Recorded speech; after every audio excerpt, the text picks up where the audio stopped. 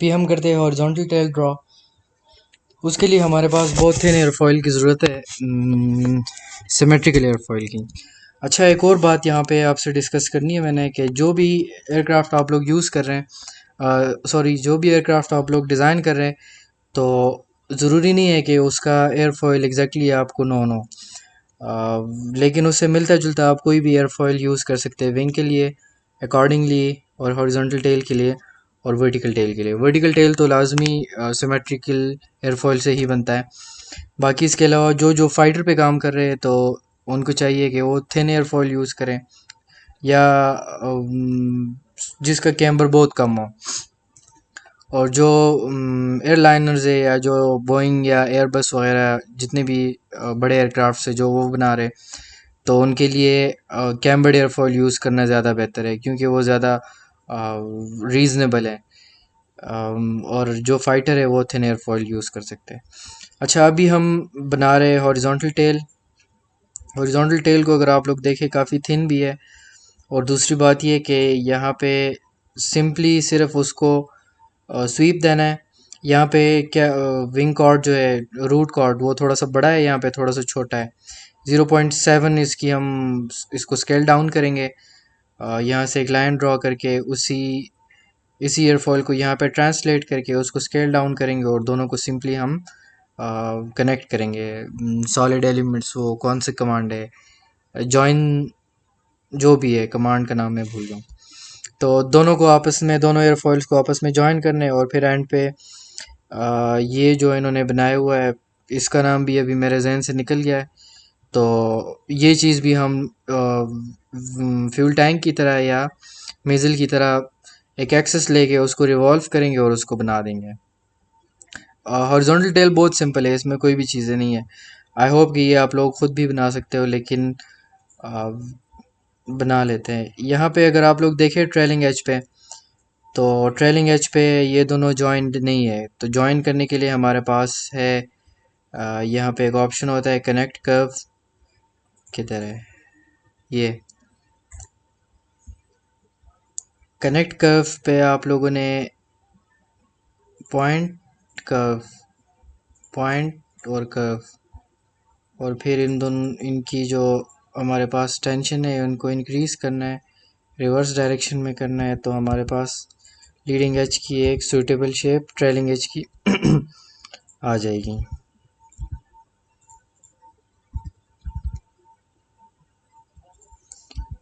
Ten, ठीक है। इसके बाद हम इन दोनों को ज्वाइन करते हैं, दोनों कर्व्स को ज्वाइन नहीं करेंगे तो वो एक ही कर्व रीड करेगा। फिर हमें अलग अलग से उसको ट्रीट करना होगा। ये हमारे पास एक सिमेट्रिकल एयरफॉयल है जो कि इंपोर्ट की हुई है ऑलरेडी। इसको हमने सबसे पहले स्केल करना है। अबाउट दिस पॉइंट हम 10 यूनिट्स इसको स्केल करते हैं। ये देखें, अगर हम इसको ज्वाइन ना करते, तो अगर हम वो वाला प्रोफाइल सेलेक्ट करते, सिर्फ ये वाला, तो सिर्फ ये वाला हो जाता, या अगर सिर्फ ये वाला सेलेक्ट करते तो ये कर्व स्केल अप हो जाती। लेकिन हमने दोनों को ज्वाइन किया है, तो हम दोनों में से किसी को भी कर देते हैं स्केल अप, तो ऑटोमेटिकली दूसरा हो जाता है। इसके बाद हम ये वाला प्लेन सेलेक्ट करके इस पर स्केच करते हैं। एंगल और वो चीज़ें हम बाद में सेट करेंगे, सबसे पहले इसको एयरफॉयल को इंपोर्ट कर दें। अच्छा, यहाँ पे एक और बात मैं भूल गया हूँ। वो बात ये कि हम यहाँ से इसका एक्सट्रीमम ले लेते हैं। एक्सट्रीमम हम क्यों लेते हैं कि ये वाली लाइन जो हमने ड्रॉ की है, ये वाला एंडिंग पॉइंट इस पॉइंट के साथ हम इंटरसेक्ट कोइंसिडेंट करें। एक्सट्रीमम अगर नहीं लिया हुआ तो यहाँ से ये कोइंसिडेंट नहीं होगा और पॉसिबली हमें एरर देगा। इसको हम ऐसे कर देते हैं। अभी इस एयरफॉयल को हमने ट्रांसलेट करना है, इसका पॉइंट टू पॉइंट कर लेते हैं। स्टार्ट पॉइंट इसका ये हो जाएगा और एंड पॉइंट इसका ये हो जाएगा। फिर इसी एयरफॉयल को हम यहाँ से थोड़ा सा स्केल डाउन करते हैं। रेफरेंस हमारा ये होगा और ये हमारा हो जाएगा 0.7, और इस इनिशियल एलिमेंट को हम हाइड कर देते हैं। हाइड करने के बाद ये कमांड में बता रहा, मल्टी सेक्शन सरफेस, इन दोनों को हमने जॉइन करना है। तो देखते हैं क्या होता है। कोई ऑलमोस्ट वही शेप बन रही है ये वाली। अब हमने ये इसके जो टिप पे ये जो कंपोनेंट बना हुआ है हमने उसको ड्रॉ करना है। उसी को ड्रॉ करने के लिए सबसे पहले हम यहाँ से इसको कर देते हैं जॉइन, और जॉइन करने के बाद हम यहाँ से इसी सरफेस पे ही स्केचिंग स्टार्ट कर देते हैं। पहले हम ये करते थे कि हम कोई प्लेन यहाँ पे ट्रांसलेट करके उसी पे कर देते हैं, लेकिन यहाँ पे अभी हमारे पास सरफेस ऑलरेडी अवेलेबल है तो प्लेन को ट्रांसलेट करने की ज़रूरत ही नहीं है। हम डायरेक्टली उसी सरफेस को सिलेक्ट करके इस पे स्केच कर सकते हैं। अभी हम इस एयरफॉयल को प्रोजेक्ट करते हैं। प्रोजेक्ट सबसे पहले हम ये वाली सरफेस सेलेक्ट करके स्केच करते हैं। स्केच पे प्रेस करने के बाद हम ये वाला एयरफॉयल सेलेक्ट करके इसी को प्रोजेक्ट करते हैं। प्रोजेक्ट करने से पहले हमें यहाँ पे इसके एक्सट्रीमम पॉइंट्स लेने चाहिए। एक्सट्रीमम पॉइंट्स मैं आपको एंड पे बताता हूँ हम क्यों लेते हैं। सबसे पहले मैं एक्सट्रीमम पे सेलेक्ट करके इस पे सेलेक्ट करूँगा, और इसी प्लेन मुझे यहाँ पे एक एक्सट्रीमम पॉइंट चाहिए और एक यहाँ पे चाहिए कि किस मैक्सिमम पॉइंट पे ये ऊपर जा रहा है और किस मैक्सिमम पॉइंट पे ये नीचे की तरफ जा रहा है।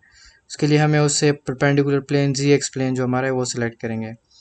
तो ये हमारा मैक्सिमम पॉइंट आ गया। अगेन हम यहाँ से इसको सेलेक्ट करके मिनिमम पे प्रेस करते और अगेन वही प्लेन सेलेक्ट करते तो हमारे पास एक मिनिमम का भी पॉइंट आ गया। ठीक है। इसके बाद हमने करना ये है कि हम एक लाइन ड्रॉ करते हैं। लाइन को एग्जैक्टली इसी मैक्सिमम के साथ ही ड्रॉ करते हैं। यहाँ से मैं इसको कोइंसिडेंट कर देता हूँ। ये क्या हो गया है?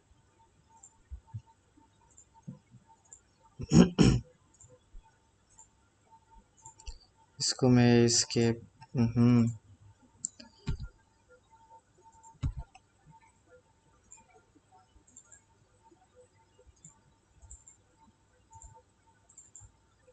इसको मैं स्केच करके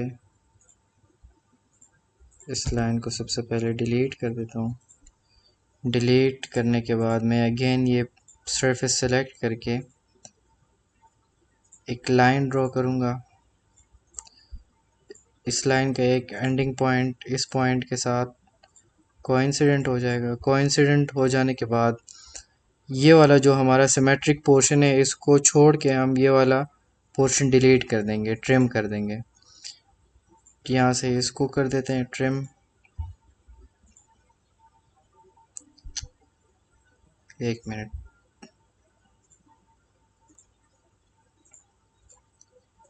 इस एयरफॉयल के स्केच में जाके हम लोग यहाँ से एक लाइन ड्रॉ करेंगे, वर्टिकल लाइन। फिर इन दोनों को हम कोइंसिडेंट कर लेते हैं।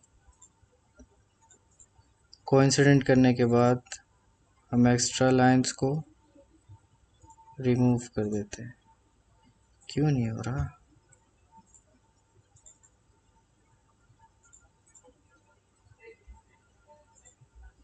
ये वाला सरफेस सेलेक्ट करके दोबारा से इसको 3D प्रोजेक्ट करते हैं।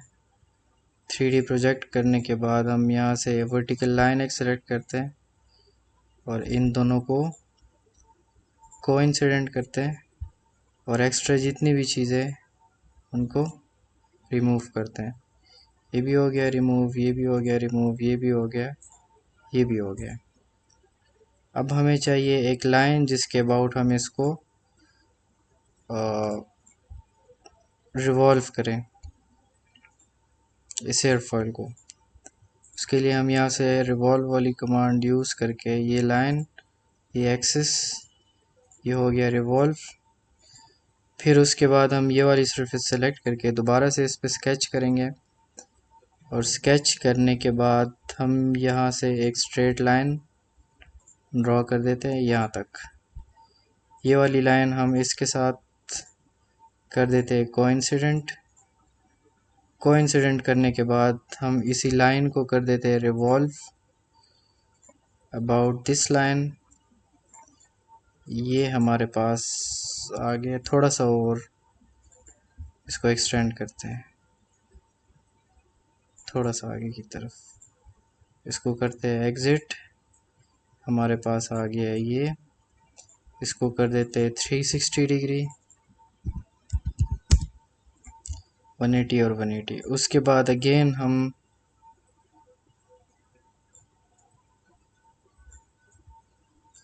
यहाँ से इसको हाइड करते हैं।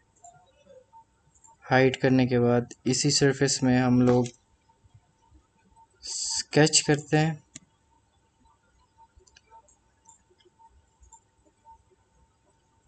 स्केच करने के बाद हम यहाँ पे एक प्रोफाइल बना देंगे।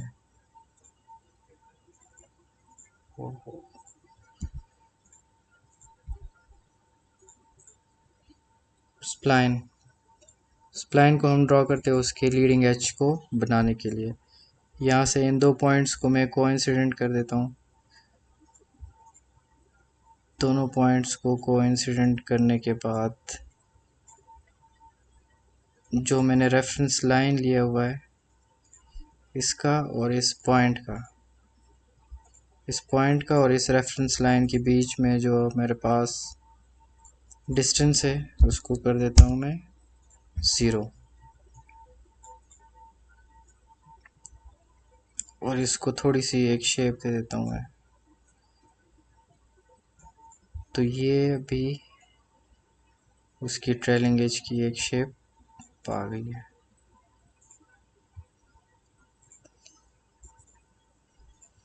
ये जो हमने रिवॉल्व करके हाइड किया हुआ है स्केच रिवॉल्व टू, इसको कर देते शो, और अभी इस स्प्लाइन वाली स्केच को हम रिवॉल्व करते हैं अबाउट दिस पॉइंट। तो हमारे पास ये एक स्केच आ गई है। इसी तरह आपने बाकी सारों को भी दूसरी साइड को भी ड्रॉ नहीं करना हो उसको, बस हमने सिर्फ सिंपली इसकी सिमेट्री ले लेनी है। इसका प्लेन, इसको हम कर देते थोड़ा इस साइड पे, गलत प्लेन सिलेक्ट हो गया। ये हम कर देते हैं प्लेन सिलेक्ट, और इसका रेफरेंस डायरेक्शन हमारे पास हो जाएगा यही वाला। इसको अब हम थोड़ा सा इस साइड पे मूव करते हैं, थोड़ा सा कम। ओके करके हम यहाँ से इन सारी चीज़ों को सिमेट्रिक कर देते हैं अबाउट दिस प्लेन। तो हमारे पास ये एक हॉरिजॉन्टल टेल की एक शेप आ गई है। इसको हम सेव करेंगे, डिफरेंट फाइल्स को फिर हम एंड पे असेंबल करेंगे।